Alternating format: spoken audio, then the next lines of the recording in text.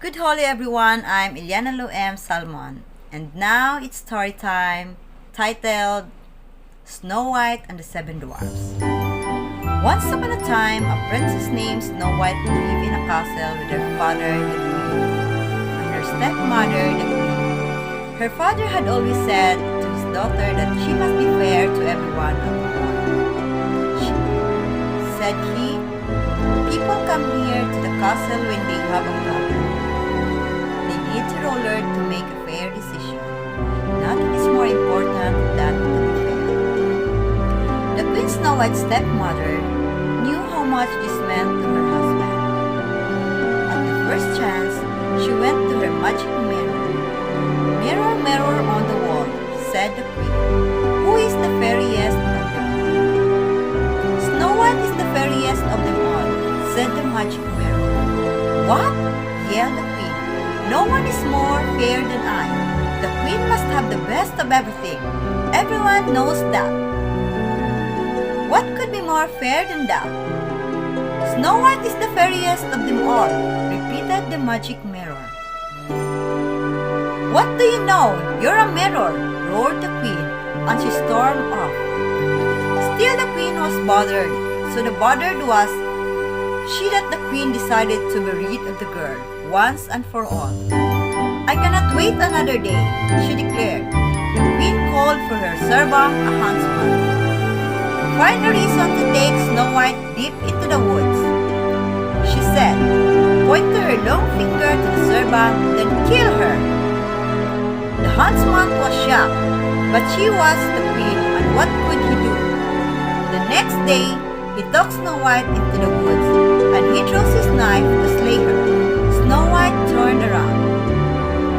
Look, she said, taking something out of her pocket. You have always been good to me. She held in front of him 6 perfect arrow's heads that she had carefully shaped. Do you like them? She said. They are for you. Snow White, said the huntsman. I cannot do this. You can't take this, said Snow White. That's not what I mean, she said. He dropped to his knees. How can I say this to you? The queen, your stepmother, ordered me to kill you, he said, but I cannot. She did what? Snow White called with alarm. You must run away, said the huntsman, far into the woods, now and never come back to the castle. Snow White turned around and ran into the woods as fast as she could. Deeper and deeper she ran. It was getting dark and the wolves were starting to howl. She tripped and her skirt was torn. Tall tree branches seemed to reach down to the very ground to grab her. She was scratched, bleeding, and scared, yet she ran on and on. Then all of a sudden, far away, there was a light who was sleeping so deep in the woods. She stepped up closer. It was a cottage, yet no sound came from the cottage, only light from the windows. Hello, she said, knocking softly on the door. Hello? No answer. The door was a little bit open. She opened it some more and stepped in. Hello? Is anyone home? She looked around. What a mess! She had never seen a messier living room. This cottage may be the biggest mess I ever saw, she thought. But it's a roof over my head for tonight.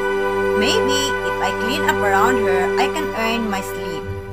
As she cleaned, she thought of someone she already missed.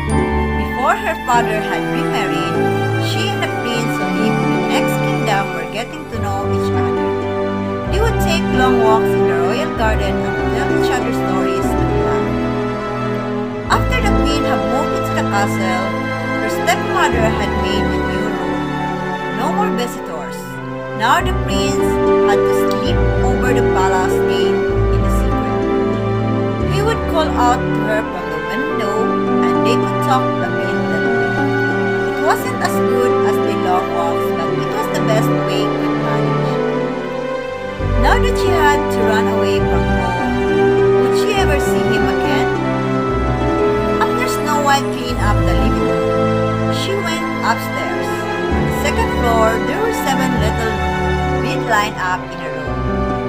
eat for children.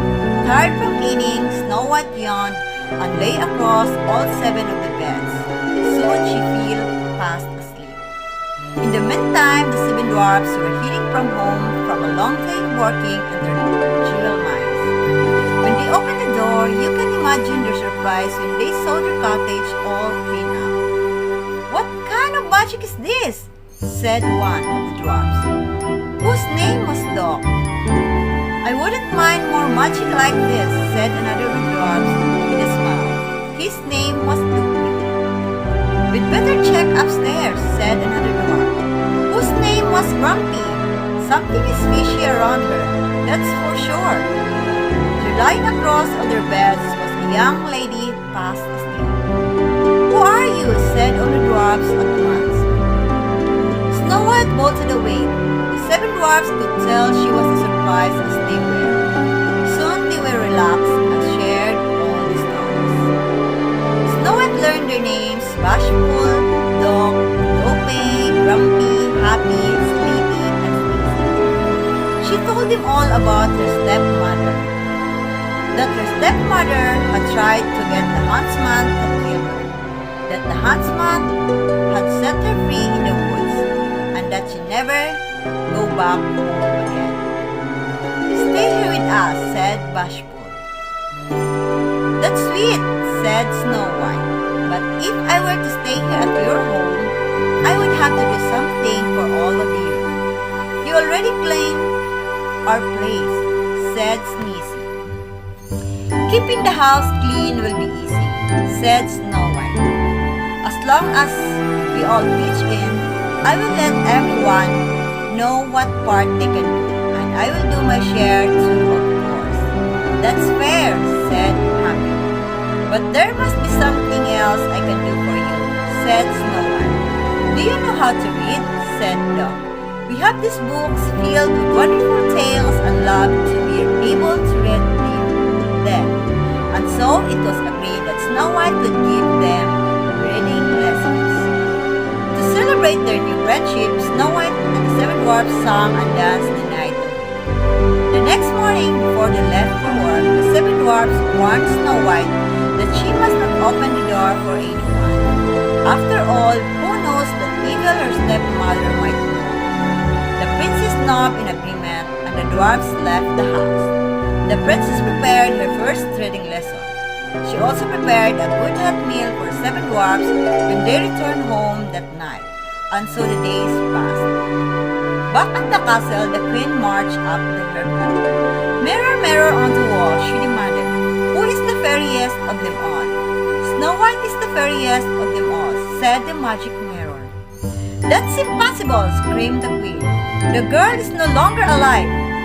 "Snow White lives," said the magic mirror, and an image was shown on the mirror of Snow White living in the cottage of the 7 dwarfs. The queen turned red with rage. She screamed, "She will not get away with this!" And the cottage of the dwarfs the next afternoon, when the 7 dwarfs were away at work, there was a knock on the door. "Who is it?" said Snow White. She remembered the warning of the 7 dwarfs not to open the door to anyone. "It's a poor old woman," came a quickly voice. "Selling apples," yet it was the evil queen, disguised as an old woman. "It's raining out here, my dear," said her voice through the door. "Please let me in." Poor thing, thought Snow White, having to go door to selling apples in the rain, and so she opened the door. "Take a look at this big red apple," said the old woman, so as you know by now was really the queen in disguise. She held the red apple close to Snow White's face. "Lovely, my dear, isn't it?" "I would like very much to buy your apples," said Snow White, "but I have no money." "That fine comb in your hair will make a good trade," said the old woman. "Well, all right then," said Snow White. She took the comb out of her hair and gave it to the old woman, who then gave her the apple. Snow White took a big bite. Alas, the fruit was poisoned. At once Snow White fell to the ground in a deep sleep. "Yes," shouted the queen, pumping the air with her bliss. Just then the door flew open, and marched the 7 dwarfs home from the day's work. Shocked and dead, they were to find Snow White lying on the floor and must be her stepmother beside her, laughing. They chased the evil queen out the door and into the storm. Up to the very top of the mountain, they chased her. All of a sudden, lightning hit the mountain. The queen fell, and she was never seen again. But there was nothing to heal poor Snow White. She stayed absolutely still in her deep sleep. The 7 dwarfs gently lifted her into a glass coffin. Day and night they keep watch over her. One day the prince happened to pass through. Ever since he had learned that Snow White was missing at the castle, he was searching for her, far and wide. Now he had finally found her, but in such a state the prince pulled open the glass coffin. Her face seems so fresh, even in that deep asleep. He gently took one Snow White's hand in his own and kissed it. At once Snow White's eyes opened. With love's first kiss, the evil queen's spell was forever gone. Now, nothing stood in the way for Snow White and the prince to be together forever. They returned to the kingdom and lived happily